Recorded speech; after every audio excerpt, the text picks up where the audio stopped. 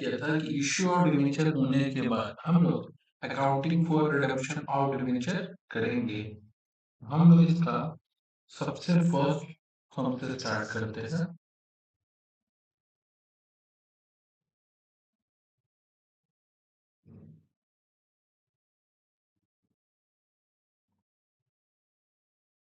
समझ याद है। अब एक बात समझना, रिडम्पशन बिल्कुल वैसे ही होता है डिवेंचर में जैसे लगभग प्रेफरेंस शेयर होता है। बस यहाँ पे जो फंड दिया जाता है वो अलग अलग सोर्सेज से दिया जाता है, तो सोर्सेज के बारे में पढ़ना हम लोग को और समझना है। तो सबसे पहला हम लोग का रिडम्पशन आउट ऑफ प्रॉफिट की रिडम्पशन होगा कहाँ से होगा, प्रॉफिट से होगा। ठीक है, पहला है P limited had issued 15 lakh 10% debenture, 15 lakh रुपए का 10% डिवेंचर इशू किया which are due to redeem out of profit, जिसको रिडीम करना है on November 1 2023 at a premium of 5%। तो नवंबर में इसको रिडीम करना है। ठीक है, the company had a debenture redemption reserve, company के पास ऑलरेडी डीआरआर प्रॉफिट में से यानी कि प्रॉफिट में से ही या रिजर्व में से ही कंपनी ऑलरेडी डीआरआर क्रिएट करके रखा है 21,000 का। It was decided to invest the required amount in DR, और बाकी का जो पैसा है वो इस 15/4/2023 को क्रिएट कर लेगा। करेक्ट, यानी कि रिडम्पशन के करीब करीब अगर आप काउंट करो, ठीक है, तो 6 साढ़े 6 महीने पहले क्रिएट कर दे रहा है। पास द नेसेसरी जनरल एंट्री, तो सबसे पहले आप ये समझो कि रिडम्पशन के लिए चाहिए 15 लाख है, 6,21,000 डीआरआर मेरे पास क्रिएट हो रखा है। तो 15 लाख है, 6,21,000 ऑलरेडी मेरे डीआरआर में क्रिएट हो रखा है। तो 8,79,000 और हमको रिजर्व एंड सरप्लस है डीआरआर में ट्रांसफर करना पड़ेगा। तो surplus account debit to debenture redemption reserve. Surplus यानी कि रिजर्व में सरप्लस एक लायबिलिटी होता है, उसका नेचर क्रेडिट होता है। जब उसमें से हम कुछ फंड ट्रांसफर कर रहे हैं डिवेंचर रिडम्पशन रिजर्व में, एक नया लायबिलिटी रिजर्व क्रिएट कर रहे हैं, तो जाहिर सी बात है जो कि सरप्लस जो कि लायबिलिटी था वो डेबिट होगा और जो नया लायबिलिटी क्रिएट हो रहा है वो क्रेडिट होगा। करेक्ट, तो पहला एंट्री तो आपको समझ में आ गया। दूसरा, एज पर, ठीक है, कंपनीज एक्ट, आपको मैं एक बार यहाँ पे दिखा देता हूँ।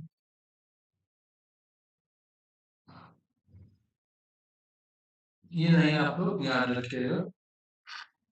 Every company required to create DRR before 30th April each must invest or deposit a specified sum not less than 15%, 15% से कम नहीं, मतलब मिनिमम 15% है on the ending of 31st March in any specific, मतलब 15% आपको क्रिएट करना पड़ता है। ठीक है, इन्वेस्टमेंट,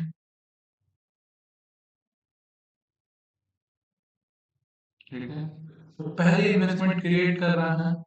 ठीक है, debenture redemption investment account debit to bank 15 lakh का 15%। लेकिन अब देखो इमीडिएट ये क्रिएट कब कर रहा है, 15/4/2023 को। ठीक है, जो कि यहाँ पे भी दिया था डेट हम लोग का 15/4/23 को। ठीक है, इट डिसाइडेड टू इन्वेस्ट वाला line, correct, it decided to invest. ठीक है, यहाँ पे तो वो 15% क्रेडिट किया हुआ, लेकिन फिर 1 नवंबर को जब हमको पैसा पे करना है तो हमको वहां से पैसा विड्रॉ करना पड़ेगा ना, bank account debit to debenture redemption investment, यही वाला है डिवेंचर रिडम्पशन इन्वेस्टमेंट, या आप यहाँ पे भी लिख लो तो आपका DRI, तो बैंक में आ जाएगा, कोई दिक्कत यहाँ तक। अब क्योंकि डिवेंचर हम लोग जो रिडीम करने वाले हैं वो करने वाले हैं 5% प्रीमियम पे। ठीक है, तो 10% debenture account debit premium on redemption of debenture. ठीक है, तो 15 लाख का 5% और टू 10% डिवेंचर होल्डर, फिर 10% debenture holder to bank. Correct, अब जितना फेस वैल्यू रहता है, ठीक है, सिर्फ वो नहीं बल्कि पूरा का पूरा अमाउंट। हाँ, ये बात याद रखना कि बाईबैक में और तुम्हारा रिडम्पशन ऑफ प्रेफरेंस शेयर में फेस वैल्यू का, ठीक है, सीआरआर क्रिएट होता है, but in case of debenture, ठीक है, in case of debenture when, in case of debenture when, याद रखना when redemption out of profit होता है, तो फेस वैल्यू प्लस प्रीमियम दोनों मिला करके होता है। यानी कि टोटल कितना चाहिए हम लोग को, 15,75,000, ठीक है, डी आर आर 15,00,000, जनरल सुनाएंगे 15,75,000, कोई दिक्कत, ये दोनों को मिलाकर के आया है। 15,00,000 फेस वैल्यू था और 75,000 रुपये हमारा प्रीमियम ऑन रिडम्पशन था। करेक्ट। हाँ, अब आगे की ओर बढ़ते हैं। नेक्स्ट क्वेश्चन हम लोग का है, when debenture redeem, when redemption और डिवेंचर आउट ऑफ कैपिटल हो गया, यहाँ पे आउट ऑफ छूट गया। क्या बोला, एक कंपनी है 1,50,000 डिवेंचर 100 ईच, ठीक है, तो 100 लाख का हो गया। At a redeemable eight a premium of 15% after 8 years the company served a notice of redemption to all debenture as per the term of issue. They are required to make entries at the time of issue of, ठीक है, आपको entry करना है at the time of issue का भी, at the time of redemption का भी। तो देखो इशू का तो बस क्लियरली समझो, इशू एकदम इजी है। अभी इशू कर रहे बैंक में कितना पैसा आ रहा है, बैंक का पैसा आ रहा है 1,00,000 इंटू 100, ठीक है। अब इसमें से जो आएगा उसमें 3 जीरो आप कॉमन ले लो, ठीक है। तो मैं एक काम करता हूँ ना, मैं यहीं से 3 जीरो हटा देता हूँ, इसको 100 रखता हूँ, तो अब हमारे लिए क्या होगा कि कैलकुलेशन इजी अंडरस्टैंडेबल है कि भैया टोटल 100 डिवेंचर 100 रुपए का 10,000। करेक्ट। अब क्या बोला था कि जिस दिन रिडीम करेगा, जिस दिन रिडीम करेगा, यानी कि फ्यूचर लॉस, तो फ्यूचर लॉस का 2 बार एंट्री होता है, ठीक है। एक बार एज एन एक्सपेंस, एक बार क्रिएशन ऑफ लायबिलिटी। तो उस 100 रुपए पे 15%, करेक्ट, और स्पॉट डिवेंचर के लिए तो 1,500 तो ये एंट्री हम लोगों ने पिछले क्लास की शॉर्ट डिविजन में भी देखा था। अब जब रिडीम करना है तो बड़ा इजी है, 15% डिवेंचर फेस वैल्यू, प्रीमियम कितना देना है, 15 रुपए करके, ठीक है। हाँ, to redemption of preference share, sorry, to debenture redemption, I am sorry, preference का मतलब to redemption, to debenture redemption, उसके बाद डिवेंचर रिडम्पशन टू बैंक, ठीक है। आप यहाँ पे डिवेंचर रिडम्पशन यहाँ लिख सकते थे, या फिर आप लिख सकते थे डिवेंचर होल्डर, और यहाँ पर डिवेंचर होल्डर टू, करेक्ट, हो गया ये पेमेंट। चलो अब बात है वही,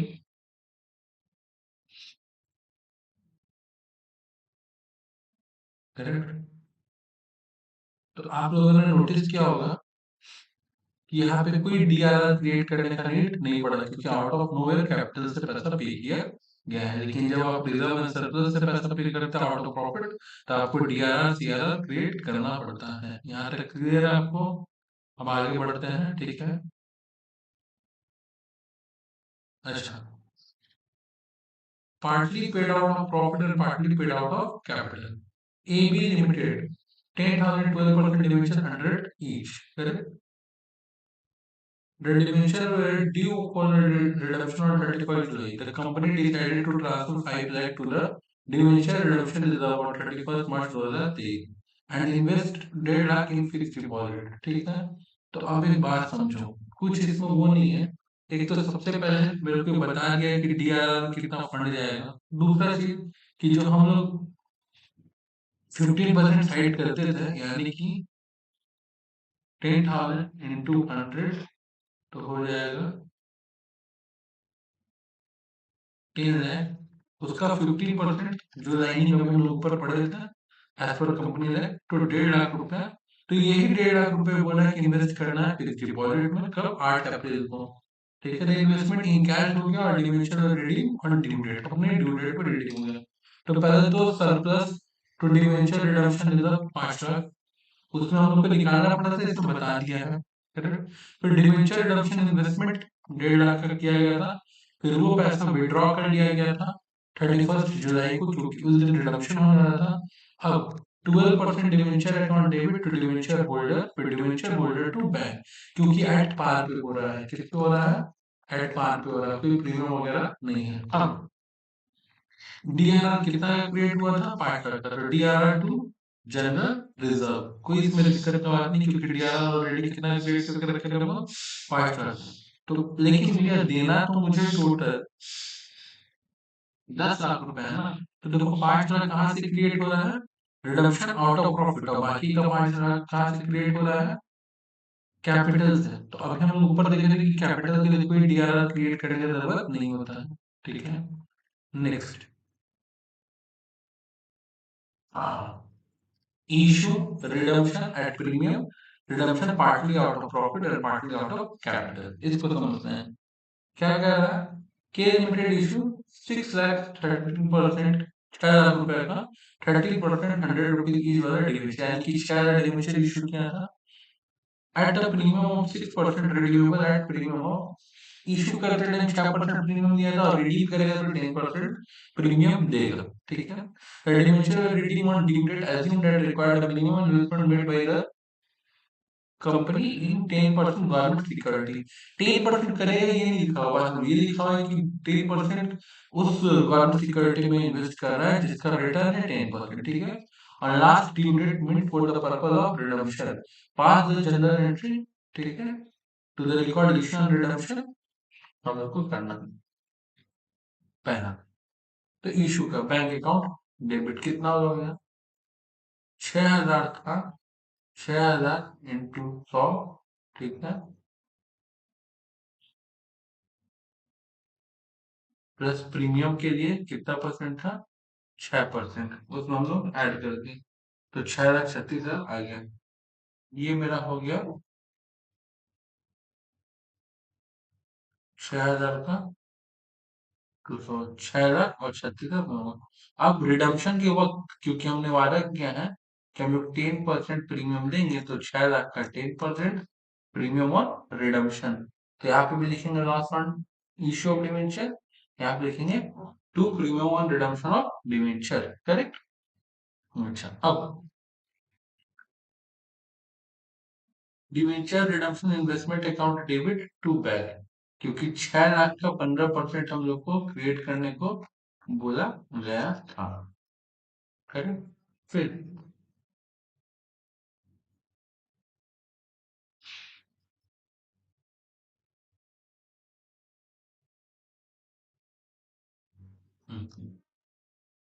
गवर्नमेंट सिक्योरिटीज में इन्वेस्ट किया गया है, उसके लिए ये वाला बोला गया था। करेक्ट।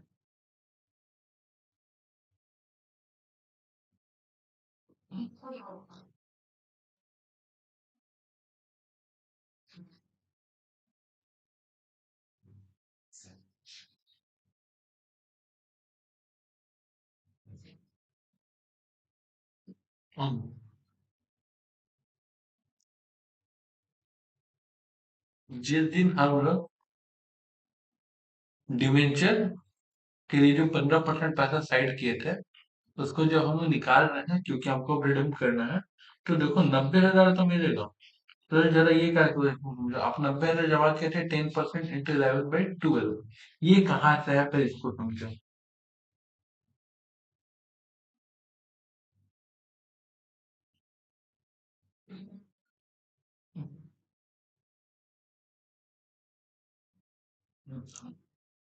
आपको रिडेम्पशन करना है 31 मार्च को।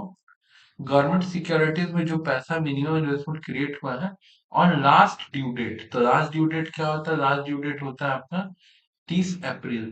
तो 30 अप्रैल को क्रिएट हुआ है, तो आप अप्रैल छोड़ो। ठीक है।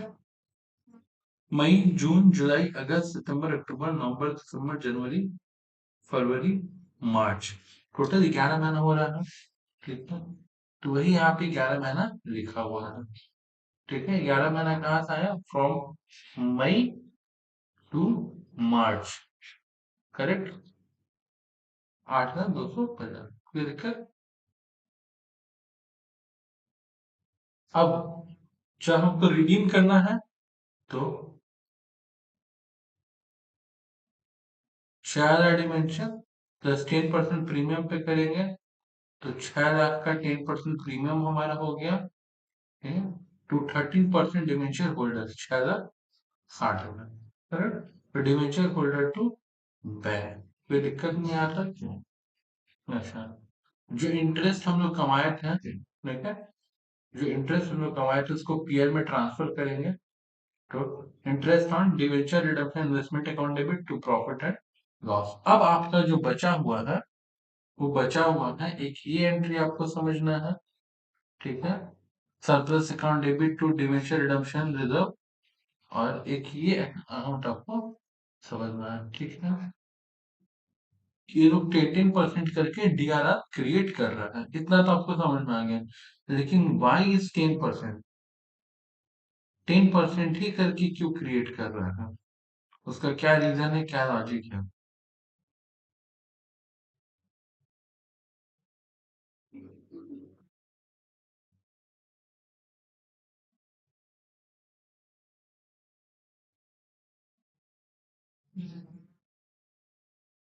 यहाँ पे पढ़ना, come it is noted that, it is to be noted that the DRR of 10% of nominal value of debenture, तो जो डीआरआर क्रिएट होगा वो हर साल केवल 10% ही करके क्रिएट होगा, करेक्ट। यहाँ पे हम लोग का लिखा हुआ है, कोई दिक्कत?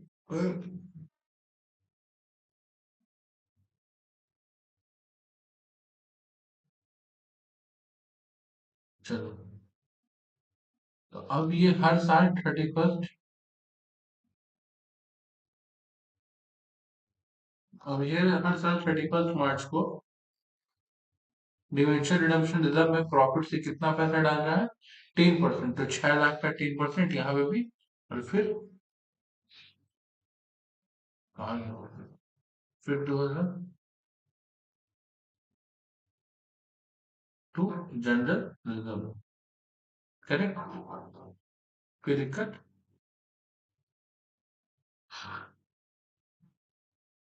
जनरल के surplus account debit to debenture redemption reserve और फिर DRR to general reserve, correct, इतना आपको समझ में आ गया।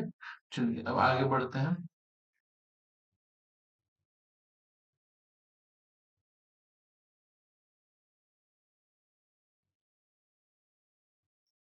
अब ये देखना, ये सबसे इंटरेस्टिंग चीज है, ये है redemption at lump sum with sinking fund.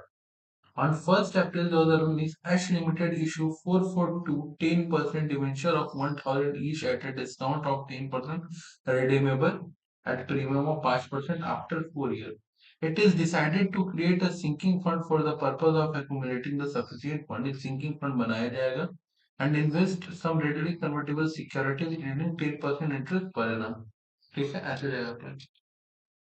अब कह रहा है कि 1 रुपया अगर 10% हिसाब से कंपाउंड होगा तो 4 साल बाद तुमको 4 रुपये, ठीक है, 64 पैसा मिलेगा। Investment are made in the bonds of 1,000 each available at par, ठीक है। Investment realise 3,40,000 and debenture were redeem हुआ और the company the bank balance as on 50,000, correct. अब आपको prepare debenture redemption fund account create करना है और debenture redemption fund investment account चार्टों के क्रिएट करना है। तो सबसे पहले समझो वहां पे इस वर्किंग नोट को कि टोटल डिवेंचर कितना इश्यू हो रहा है, 442 इंटू 1,000, ये हो गया, कोई दिक्कत नहीं। जिसमें हमको प्रीमियम कितना देना है, ठीक है, 442, रिडम्पशन के लिए कितना परसेंट प्रीमियम बोलेगा, रिडीम एट 5% प्रीमियम, तो ये मेरा 5% प्रीमियम हुआ। तो मेरे को जैसे पेमेंट करना होगा, जैसे टोटल कितना पे करना होगा, 464100। अब आपको एक बात पता होना चाहिए, वो बात ये है कि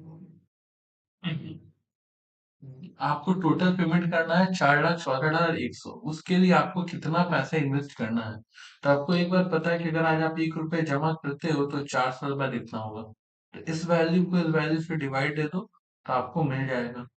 ठीक है, आज आपको अभी से 1,00,000 रुपए करके रखोगे, तब जाके 4 साल बाद 4,64,100 रुपये मिलेगा। करेक्ट करता। अब हर साल कितना रुपया रखना है? 1 लाख, जिसका हम लोग को इंटरेस्ट कितना मिलेगा? क्वेश्चन पे क्या लिखा हुआ कि 10% के हिसाब से कंपाउंडेडली मिलेगा। करेक्ट। इंटरेस्ट पर annum। तो पहले साल मैंने 1 लाख रुपए रखा। ठीक है, तो debenture redemption fund account by PL 1 lakh, balance CD 1 lakh. अभी सीडी से बीडी हुआ 1 लाख रुपया। करेक्ट। फिर इसके ऊपर 10% इंटरेस्ट मिला और इस साल का तो टोटल हो गया 2,10,000 रुपया। फिर ये 2,10,000 रुपया यहाँ पे टोटल हुआ है, और फिर ये सीडी से बीडी हुआ है, फिर इस पे इंटरेस्ट मिला 21,000, फिर ये हो गया 1 लाख। इस बार का इन्वेस्टमेंट। तो ये कितना हो गया मेरा? 3,31,000। फिर ये टोटल हो गया। ठीक है, फिर इस साल 3,31,000 यहाँ पे 3,31,000, फिर उसका इंटरेस्ट। करेक्ट। तो कितना हो गया हमारा? और 1 लाख रुपए तो हम लोग और इस बार इन्वेस्ट करेंगे तो टोटल हो गया 4,73,100। जिसमें से क्योंकि हम लोग बोले थे कि प्रीमियम के नाम पे कितना पैसा देना है? 22,100। प्रीमियम और नेट बाई बाई। तो इस तरह का लॉस है मेरा। ठीक है, तो इसको कैसे रिकॉर्ड किया है? या तो बोल लो loss on issue of debenture, या तो बोल लो premium on redemption of debenture. दोनों में से कोई भी। तो 22,100 का, यानी कि डिवेंचर रिडम्पशन रिजर्व के नाम पे कितना पैसा क्रिएट हो गया रखता है? 4,51,000 का। यहाँ तक क्लियर हुआ। अब जैसे ही क्लियर हुआ, अब हम लोग पढ़ेंगे debenture redemption fund investment account. ठीक है, इसमें क्या था? Debenture redemption fund investment account debit to bank. ठीक है, फिर 1 लाख सीडी सीबीडी प्लस 1,10,000, क्योंकि आपने 1 लाख रुपए दिया, 10,000 का इंटरेस्ट मिला, मिला करके 2,10,000 रुपए। ये टोटल हमारा हो गया 2,10,000 रुपया प्लस 1,21,000 रुपया। आपको जो इंटरेस्ट मिल रहा था, यहाँ पे आपका इंटरेस्ट है। ठीक है, तो 1 लाख रुपया आप 1 लाख रुपया आप इन्वेस्ट कर रहे थे, 10,000 आपको इंटरेस्ट मिला था। सेम उसी तरह आप 1 लाख रुपया आप इन्वेस्ट कर रहे थे, आपको 21,000। ठीक है, ये कहाँ से आ रहा है? 10%। और लिखा है, हो गया आपका 3,31,000। 3,31,000 प्लस बोला था कि जिस दिन आप इन्वेस्टमेंट अपना सेल कर रहे हो, आपको कितना का पैसा मिल रहा है? 3,40,000। Investment realise 3,40,000। तो इन्वेस्टमेंट रिलाइज किए 3,40,000 में, तो मेरे को 9,000 का क्या हो गया? डिवेंचर रिडम्पशन फंड, यानी कि प्रॉफिट क्रिएट हो गया 3,40,000 का। करेक्ट। समझ में आया यहाँ तक? हाँ, सब देखने वाले हैं।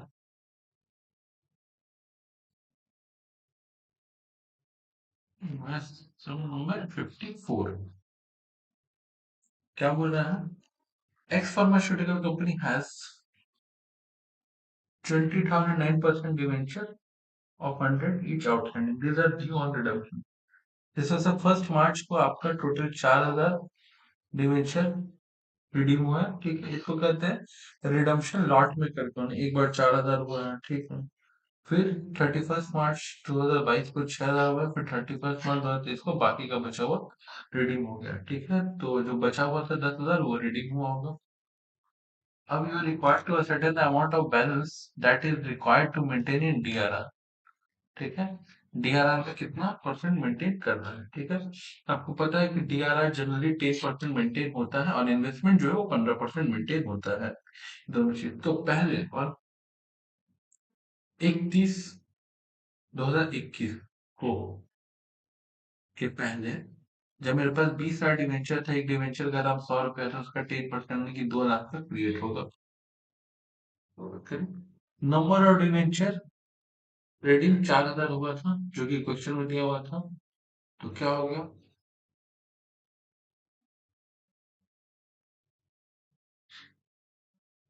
2 lakh divided by 20,000 total number of debenture into 4,000, क्योंकि 4,000 डिवेंचर रिडीम हो रहा है, तो आंसर आ गया। फिर transfer of DRR to general, तो उसको 40,000 ट्रांसफर होगा, ठीक है। फिर 20,000 में से 4,000 जा चुका है, इंटू 100 10%, 1,60,000।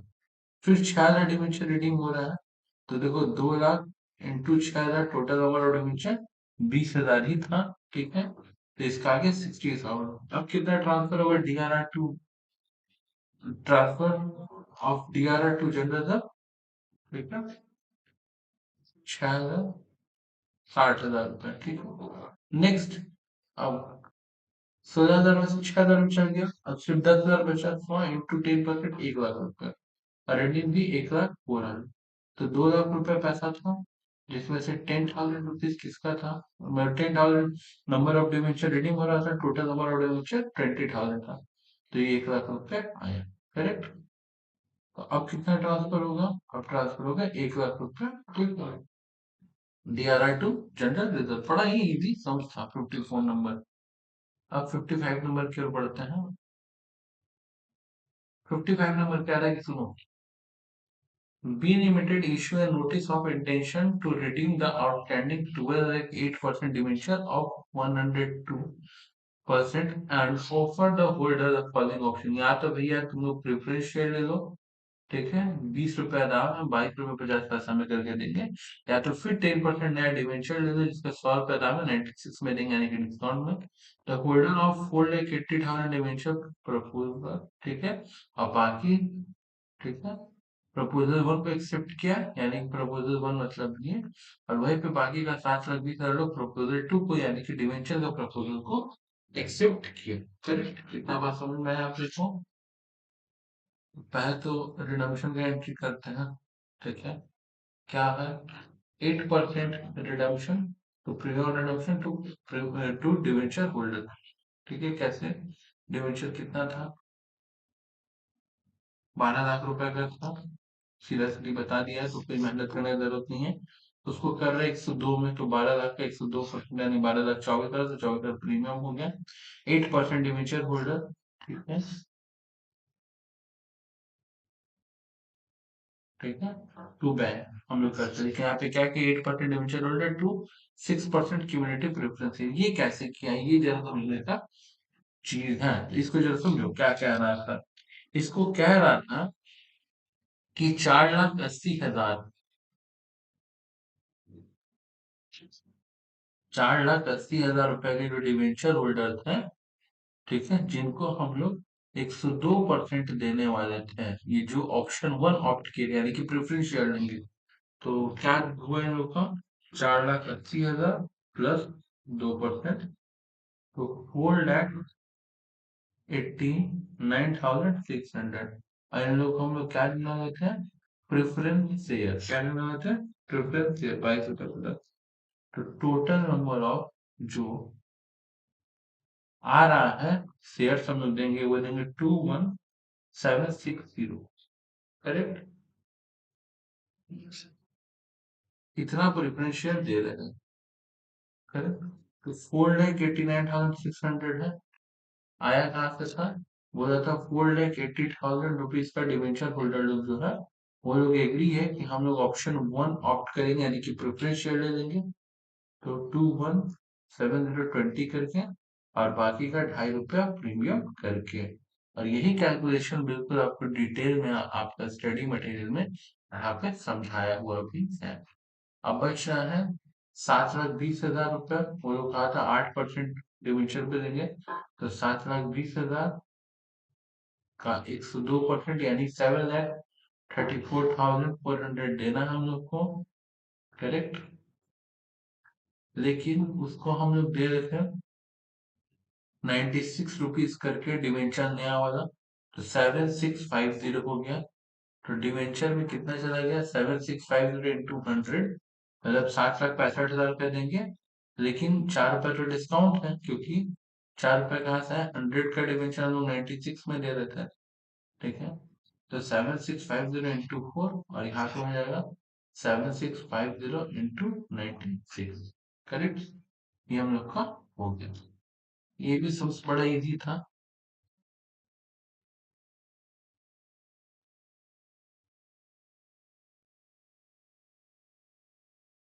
हाँ। 56 नंबर। ठीक है।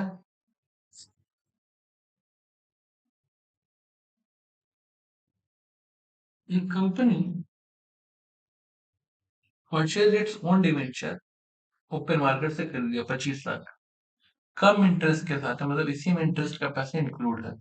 The interest amount included in the purchase price is 75। Interest का अमाउंट बता दिया कि 75,000 रुपए है।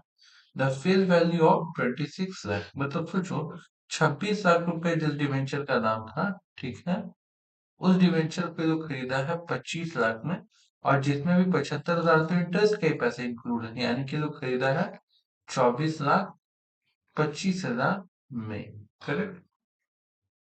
ये तो खरीद लिया, और उसके बाद उसको इमीडिएट कैंसिलेशन भी कर रहा है। यहाँ पे इमीडिएट कैंसिलेशन है, एक होता है होल्ड करके कैंसिल करना, एक होता है इमीडिएट कैंसिल करना, ठीक है। तो इमीडिएट कैंसिल किया है।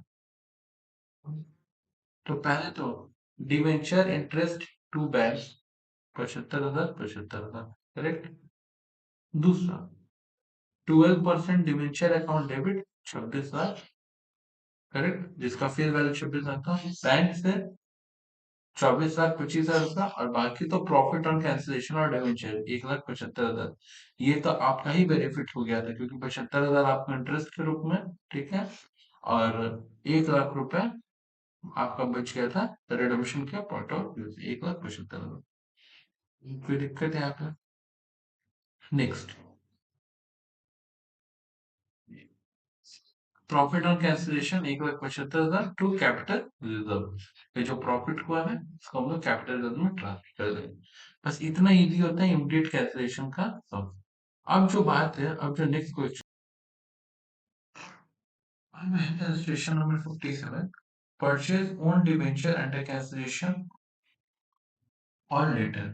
ठीक है, इसके पहले था इमीडिएट कैंसिलेशन ऑफ लेटर। क्या हो रहा है कि कंपनी इशू किया था 5.7% वाला डिबेंचर, ठीक है, 7.5% डिबेंचर 100 ईच ऑन 1 मार्च 2022 को। The company purchase 5% of its own debenture, खुद का डिबेंचर खुद खरीदता था 2,500 में कम इंटरेस्ट के साथ। डिबेंचर हेल्ड 30 जून तक उसको रखा जाएगा, ठीक है। It is decided to cancel them, ठीक है। Interest is payable half yearly on 30 June and 31 दिसंबर, ठीक है। बुक आपको होता है 30 जून ईच ईयर, जबकि बुक कब खत्म होता है, बुक कब बंद होता है, बुक ऑफ अकाउंट 30 जून को होता था। पर सबसे पहले इन्वेस्टमेंट अकाउंट डेबिट, मतलब investment in own debenture to debenture, investment in own debenture, debenture interest account debit to bank. कब हुआ से ये काम? ये काम हुआ है 1 मार्च को, करेक्ट, 1 मार्च 2020 को।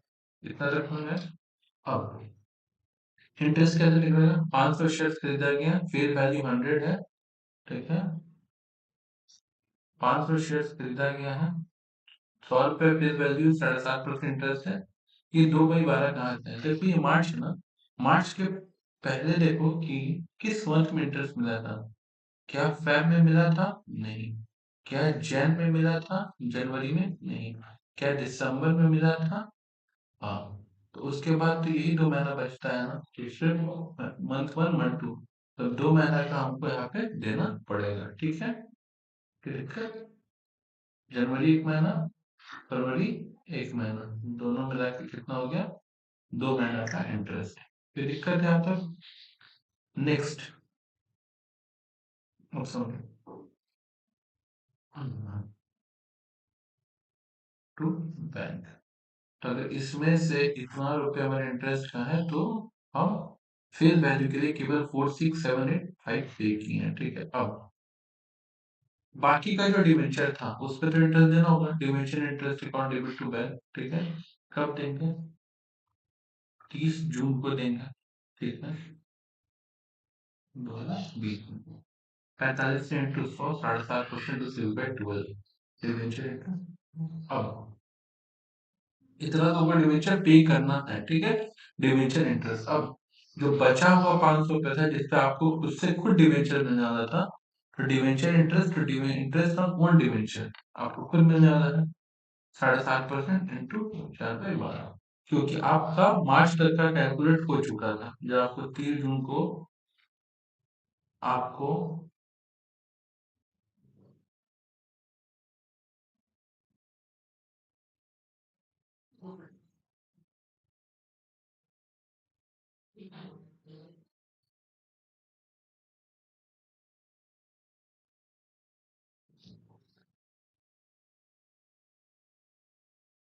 मई, उसके पहले आपका हो गया अप्रैल, उसके पहले हो गया मार्च, क्योंकि आपको फर्स्ट मतलब फरवरी तक का लास्ट इंटरेस्ट मिला था, ठीक है, फिर मार्च से अप्रैल 1 महीना, ठीक है, एक सेकंड,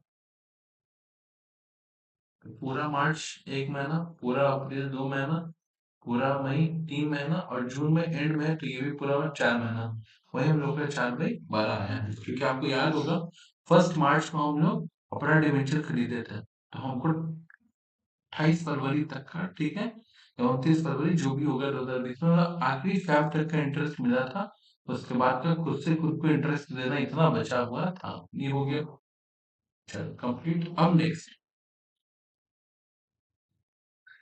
ठीक है, 30 जून को हम लोग डिवेंचर अब कैंसिल कर रहे हैं होल्ड करने के बाद, 7.5% डिवेंचर अकाउंट, ठीक है, जिसके लिए हम लोग फेस वैल्यू कितना पे किए थे, 46875, ये हम लोग ऑलरेडी कैलकुलेट करके यहाँ पे रखे हुए हैं, करेक्ट।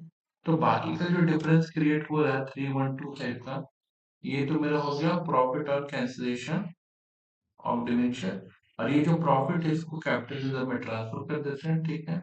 अब पीएल में कितना इंटरेस्ट शो होगा, पीएल में प्रॉफिट एंड लॉस, तो ध्यान से समझना, पीएल में अगर आप देखो तो 5 शेयर डिवेंचर था 100 रुपए करके, 7.5%, 6/12 के लिए, ये पीएल में शो हो रहा है, ठीक है, 30 जून को। और कितना इंटरेस्ट आपको खुद मिला, interest on debenture to PL, तो आपके पास 500 था, 100 रुपए करके 7.5%, 4/12, ये आपको अपना इंटरेस्ट खुद मिल रहा है 1250, ठीक है। और profit and loss account debit to general reserve 50,000 50,000, being the amount equal to the face value of debenture transfer to general reserve, face value जो था उसका पैसा हम लोग जनरल रिजर्व में ट्रांसफर कर रहे हैं, ठीक है, कोई दिक्कत है यहाँ पे, ये सब भी समझ में आ गया, एक एक कैलकुलेशन सामने लिखा हुआ है। नेक्स्ट,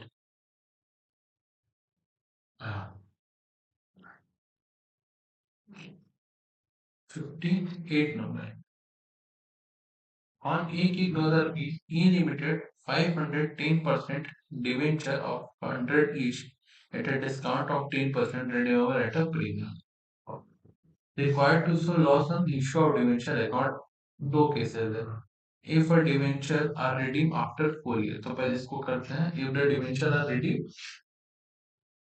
4 years, ठीक है, तो क्या है मतलब लॉस ऑन डिवेंचर कितना है, 10% लॉस ऑन डिवेंचर, और प्रीमियम पे रिडीम करना है 10%, ठीक है, अभी डिस्काउंट 10% है और रिडीम भी 10%, यानी कि टोटल हो गया 20%, ठीक है, 50,000 का 20%, ये 50,000 से है, 500 डिवेंचर था 100 ईच करके, तो ये हो गया 50,000, और 20% बोल रहा है 4 साल बाद देना है, यानी कि हर साल हमको 2,500 रुपए करके जुटाना है, करेक्ट, कोई दिक्कत नहीं है इसमें। हम्म।